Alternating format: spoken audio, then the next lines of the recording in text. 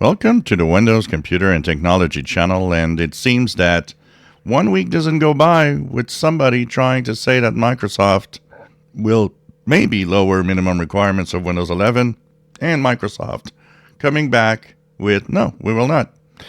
It seems that a couple of posts here and there have mentioned that, maybe Microsoft is thinking of lowering minimum requirements on Windows 11. Well, today, December 16th, Microsoft did a blog post and said, no, we will not change minimum requirements.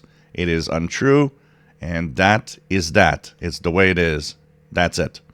So they are stubborn. They refuse to do so.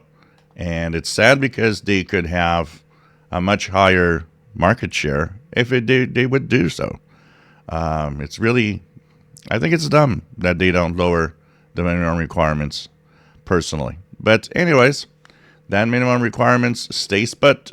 8th generation and older Intel, TPM 2.0, and so on.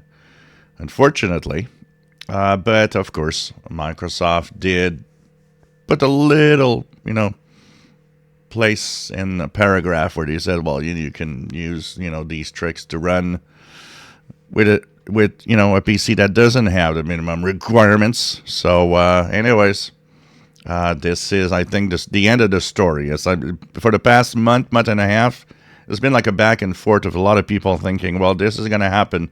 They are going to change. They're going to do something. Well, Microsoft is kind of just saying today, nope, we're not. Stop asking. Will not change. Of course, even after all of this, we know Microsoft sometimes does back off on certain things. But I think on Windows 11, it won't be the case. And we're going to continue with the minimum requirements unchanged. And of course, you still can run it unsupported if you wish.